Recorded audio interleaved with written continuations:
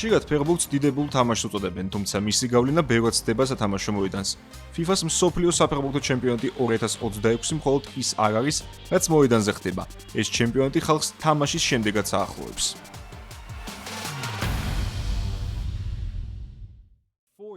4 წელი გავიდა მას შემდეგ, რაც კატარმა FIFA-ს მსოფლიო საფეხბურთო ჩემპიონატს უმასპინძლა, თუმცა ამ ჩემპიონატის გავლენა ჯერ კიდევ გრძელდება და ქვეყნებს შორის ახალი კავშირების სტადიონიდან ბევრად შოუსაც მყარდება. აქ მეხიკოში ხელოვნების კინოს, ფოტოგრაფიისა და ფეხბურთის ისტორია ისევ აკავშირებს ხალხს ერთმანეთთან კატარი, კანადა, მექსიკის კულტურის წლის ფარგლებში.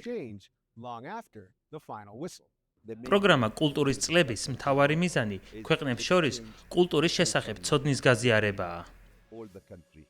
ხუმექსის მუზეუმის ყურადღების ცენტრში ფეხბურთი დგას. გამოფენაზე სახელწოდებით დიდების სიმბოლოები წარმოდგენილია გულშემატკივრების სათაყვანებელი ნივთები. იქნება ეს პელეს ბუცები თუ დიეგო მარადონას მაისური, რომელიც მარადონას ეცვა ღმერთის ხელის სახელით ცნობილ მატჩზე 1986 წლის მსოფლიო საფეხბურთო ჩემპიონატის დროს. ამ გამოფენის კურატორი შეიხა ნაილა ალ-თანი ფიქრობს, რომ კატარის ოლიმპიადისა და სპორტის მუზეუმის ექსპონატების მეხიკოში ჩამოტანა ბევრად მეტია, ვიდრე უბრალოდ ფეხბურთის ისტორიის პატივისცემა. ეს არის შესაძლებლობა, რომ ერთმანეთთან დაახლოს ორი ქვეყანა, რომელთაც მსოფლიო საფეხბურთო ჩემპიონატი და ფეხბურთის სიყვარული აკავშირებს.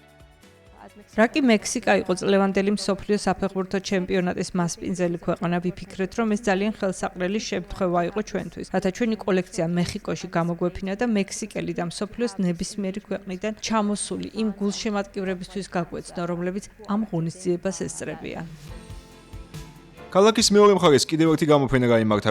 ამ გამოფენის სახელწოდება გზა დიდებისკენ და მისი თემატიკა კატარის 2022 წლის საფეხბურთო ჩემპიონატის მემკვიდრეობის წარმოჩენა, დაწყებული ინფრასტრუქტურით, ინოვაციით და დასრულებული კულტურული დიპლომატიით და ადამიანური კავშირებით.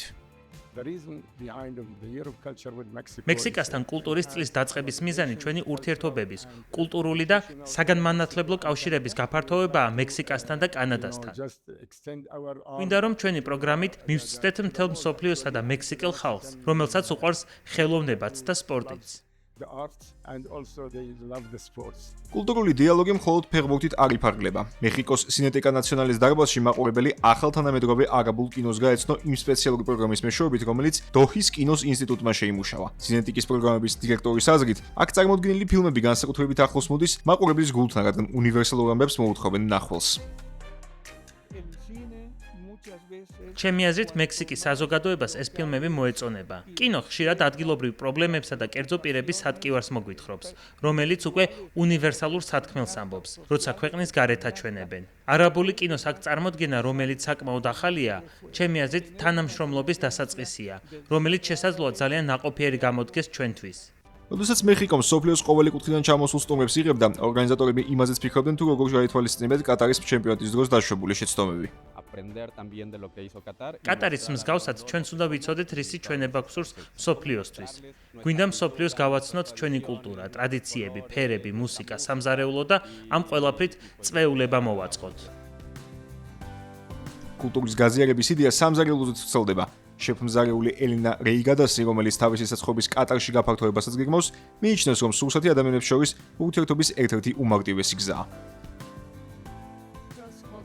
ქვეყნებს შორის კულტურული ცოდნის გაზიარება ძალიან მნიშვნელოვანია, რათა ერთმანეთის შევინარჩუნოთ როგორც კაცობრიობამ. პირადად მე მგონია, რომ საკვები ერთ-ერთი ყველაზე გავლენიანი ინსტრუმენტია ამისთვის.